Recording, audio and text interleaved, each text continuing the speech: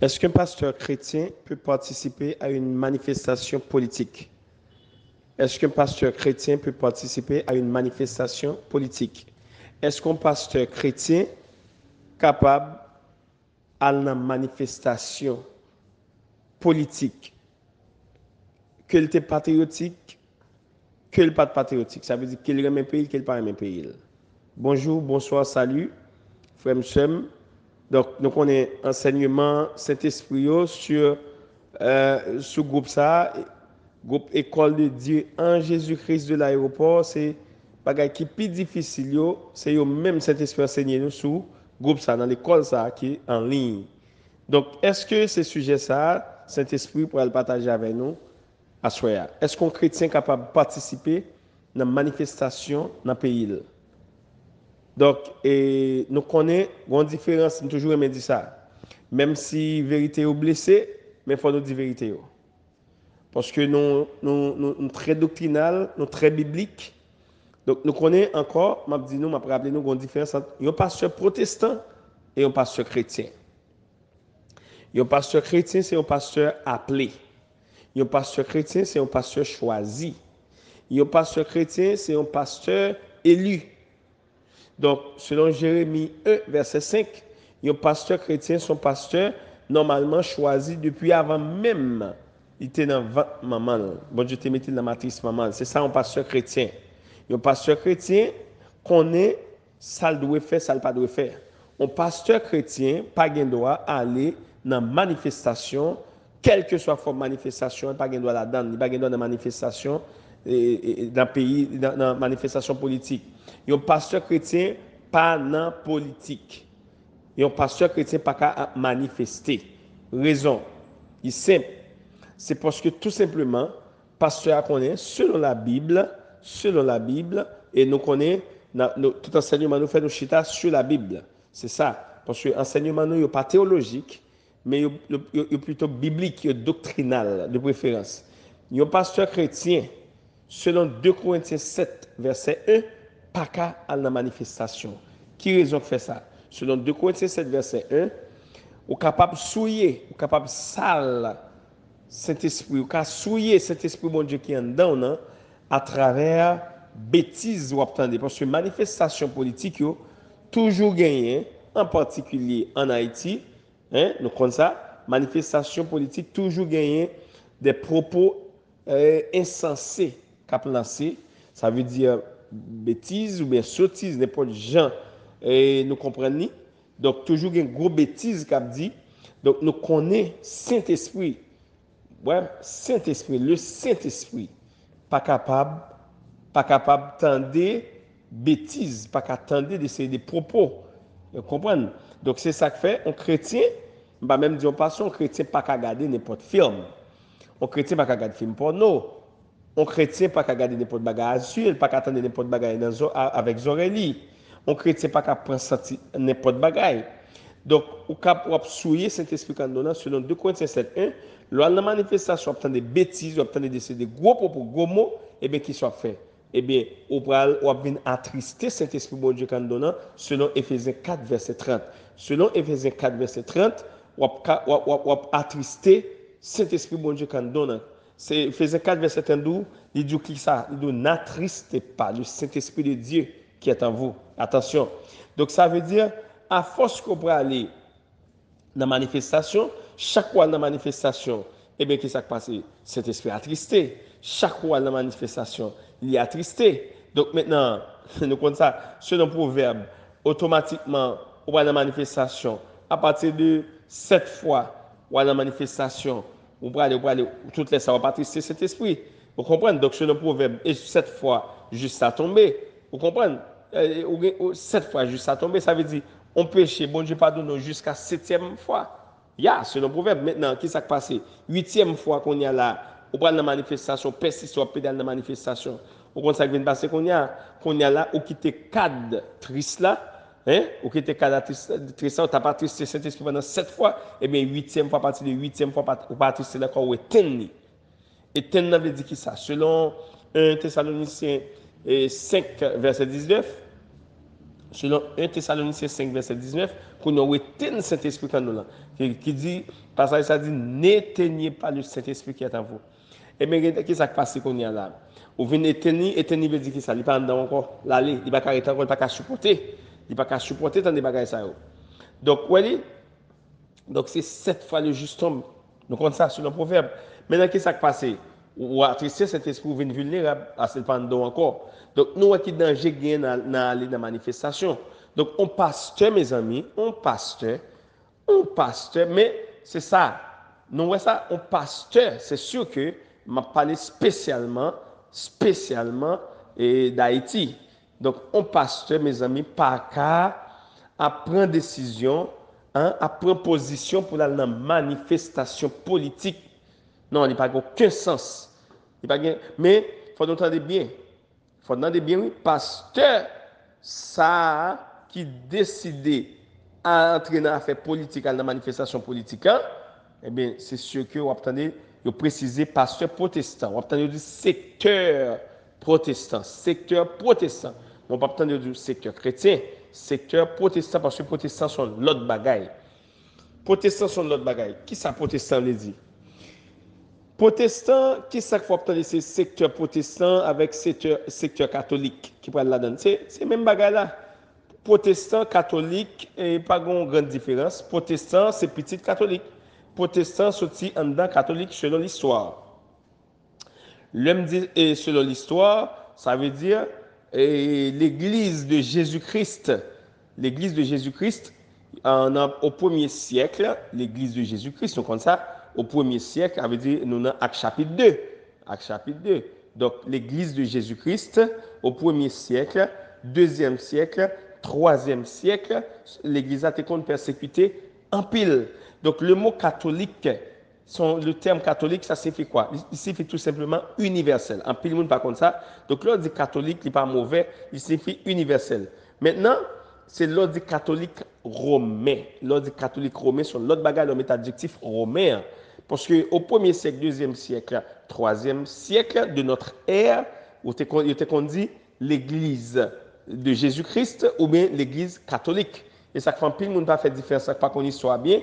Il y a catholique, c'est première religion qui était là, il est là avant. Et comme si on dit, monde qui pas connaît, le catholicisme romain, il est là avant le christianisme. C'est pas vrai, ça n'existe pas. Ça veut dire, ou pas, comme si l'autre dit ça, il n'y a pas aucun sens. Parce que l'autre dit christianisme, c'est catholique qui veut dire. Le christianisme, c'est le catholicisme romain. C'est même pas ce qu'il veut dire. Donc, c'est ça qui fait qu'on dit ça. Donc, maintenant, nous faisons différence là. Cet esprit fait pour nous là. Hein? Le catholicisme romain. Donc, c'est veut dire le christianisme. Dès pour dire christianisme, on n'a pas dit que religion du christianisme et du c'est catholique. Voilà. OK. Maintenant, 1er siècle, 2e siècle, 3e siècle de notre ère, l'église de Jésus-Christ là, à chapitre 2, il était connu l'église universelle. Dans quel sens? Universelle là veut dire l'église universelle ou l'église catholique. Ça veut dire, le théologien Captain Début, nous connaissons ça m'a dit très très bien. L'église universelle, ça veut dire, c'est chaque côté qu'on grain chrétien. Chrétien évangélique dans le monde, chrétien sanctifié, hein, chrétien mis à part pour l'évangile, hein, pour servir Dieu. Eh bien, on chrétien en États-Unis, on chrétien en Haïti, on chrétien au Canada, on chrétien en France, on chrétien à Guadeloupe, quel que soit le côté chrétien, eh bien, maintenant, qu'est-ce qui s'est passé? Nous connaissons la définition de l'église, c'est qui s'allie. C'est côté 2 ou 3 assemblés en commun accord, non Jésus, non seule foi, non seul baptême, non seul Dieu, qui c'est Jésus-Christ là, eh bien, c'est ça qui est l'église. Donc maintenant, l'église universelle, c'est tout chrétien qui, dans le monde là, ensemble, qui croit non seul Dieu, non seule foi, non seul baptême, selon Éphésiens 4, 5 et 6. Eh bien, qu'est-ce qui s'est passé? Et qu'est-ce qui vient de passer qu'on y a là? Au 1er siècle, 2e siècle, 3e siècle, nous avons dit église catholique ou bien église universelle. Et bien maintenant, avec l'arrivée de Constantin Ier, qui vient pour pose converti, Constantin Ier, monsieur vient pour pose converti, dans l'année 315. OK? Dans l'année 315, monsieur pour pose converti, ils font gens, il faut filer l'école entre dans l'église Jésus-Christ sous prétexte qu'il vient converti. Et pourtant, il était contre ça, il avait besoin de régler. Et bien, c'est là Constantin Ier vient entrer, il vient converti, puis là, monsieur vient entrer dans les propos convertis. Et puis, qu'est-ce qui s'est passé? L'église athée qu'on a persécuté, que Jésus même a bouché, déclaré, il dit, ou pas qu'un chrétien, pas un chrétien sans persécution, mais monde qui persécuté jusqu'à la mort, monde ça a sauvé. Et puis qu'on y a là, on connaît depuis longtemps, c'est toujours un chrétien lâche qui peut persécution, chrétien peut attaque. Ou pas qu'un chrétien pour peut attaque parce que Jésus dit clair. Au lieu de prendre croix, des 5 croix, mettez dans l'église, mettez sous pupitre, mettez devant l'église, eh bien c'est pas ça croix veut dire. L'aile de prendre croix, faut prendre croix là, tout le monde qui veut suivre ça veut dire croix symboliser souffrance, attaque, persécution même. C'est ça le veut dire. Eh bien Constantin Ier pour chrétien, pour chrétien qui était peur, toujours peur, attaque, persécution, souffrance, et bien qui ça Constantin Ier fait proposer converti, qui était monsieur était un romain, monsieur était romain, et bien qui ça monsieur fait qu'on y a là, l'aide proposer converti, et puis il vient entrer, il faut filer dans l'église là, c'est ça que fait Jésus parlait dans Matthieu 13 de blé et ivraie. Monsieur était un ivraie, et bien entrer parmi blé, et puis qui ça vient faire qu'on y a là, il propose, vient mettre fin dans la persécution. Vous comprenez? Mais avec qui ça? C'est parce qu'il propose de mettre fin dans la persécution parce que l'église Jésus-Christ là qu'on y a là, l'église Jésus-Christ, le font Jean, il vient faire un mariage entre l'église là et la politique. Un mariage fait entre l'église là, une entente faite entre l'église là et gouvernement romain. OK? Gouvernement romain. Et nous connaissons Romain, genre méchant, c'est eux-mêmes qui étaient percés. Et que Jésus, avec épée, soldat romain, pour être sûr qu'il mourit. Il a été coupé le pied et l'autre bandit, et puis lui-même, il était percé. Et épée, ça a été passé dans la côte, il est passé, il a percé le côte, et puis là, il piqué cœur. Il piqué cœur sans sortir. Et puis, il passe le piqué cœur, et puis il atteint poumon, et puis de l'eau sortie. Donc, c'est ça où les paroles sont dans 1 Jean 5, verset, à partir 1 Jean 5, verset 7-8. Donc, les mêmes jeunes là-dedans, ça veut dire Jésus dit, il vient avec sang, pas seulement avec sang, il vient avec sang, avec de l'eau. Donc, sang, qui ça là? Il symbolisait purification, purifier, pour purifier péché nous, effacer péché nous. Et de l'eau à lui-même, il symbolisait Saint-Esprit qui, pour laver et sanctifier péché nous. Ok, c'est nous comprendre. Donc, nous comprenons côté révélation sortie. Et bien maintenant, qui ça vient de passer? Nous connaissons les soldats romains, très méchants, qui ont dû en pile. Et bien, qu'on a qui ça passé? Constantin vient entrer dans l'église sous prétexte, il vient mettre fin à la persécution. Mais son entente qui vient faite, vient un compromis entre Constantin Ier et le gouvernement romain. Eh bien, qu'on a qui ça passé? Chrétiens qui lâchent, qui capont, ils soumettent, ils d'accord. Eh bien, c'est là nous parlons de sacré assermentation. Assermentation de nos jours. C'est eux même assermentation, ça vient font paquet de pasteurs. Et dans le monde là, et surtout en Haïti, c'est assermentation qui vient faire pasteur ça en Haïti, assermentation c'est eux qui c'est assermentation qui font paquet de monde pasteur. Donc assermentation, c'est lui même qui font paquet de pasteurs protestants viennent mettre confusion, viennent faire monde pas connaître qui est-ce qui vrai pasteur appelé, sous pas un discernement avec qui est-ce qui faux pasteur. Donc école de Dieu Jésus-Christ de l'aéroport là pour le faut connaître vrai pasteur, c'est appel lié sur la ville, c'est choisi, bon Dieu choisi, c'est lui depuis avant d'être dans votre maman. Et pasteur maintenant protestant, son pasteur qui est assermenté, c'est assermentation qui fait le pasteur, c'est l'État qui fait le pasteur. Eh bien, ça sorti depuis dans l'histoire de l'Église catholique romaine, mariage qui était fait entre l'Église de Jésus-Christ avec le gouvernement romain. C'est là assermentation sortie depuis lors jusqu'à présent qui fait qu'on y a là, même non mon gars appelle sur la ville comme pasteur, et puis qu'on y a là, depuis il n'est pas assermenté, il pas camper devant l'État pour lever maintenant l'air, et puis qu'on y a là pour faire assermentation comme pasteur, l'État pas reconnaître comme pasteur, il n'est pas qu'à faire des bagailles, il n'est pas qu'à célébrer mariage, il n'est pas qu'à signer avec des naissances présenter Timoun au temple, et bien qu'on y a là, et il a arrêté. Ça veut dire l'État pas reconnaître tout. Et bien c'est depuis lors, ça sorti dans l'année 315 avec la conversion de Constantin Ier. Voilà. Donc maintenant, on pasteur qu'on y a là, pasteur protestant, ça veut dire un pasteur assermenté, un pasteur qui pasteur selon le monde là, selon l'État, eh bien, c'est pasteur sacré, les pasteurs protestants.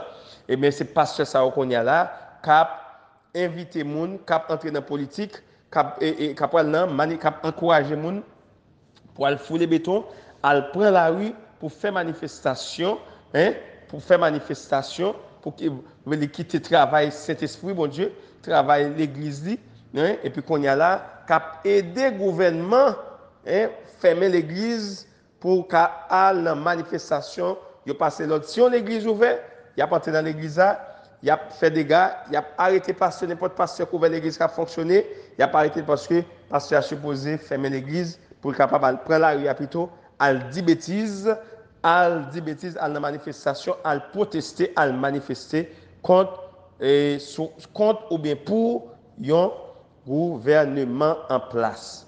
Eh bien, c'est ça des autres là. Donc, nous est clair, là, qu'on a parlé de différence entre un pasteur protestant et un pasteur chrétien. Donc, il y a une différence entre protestant et chrétien.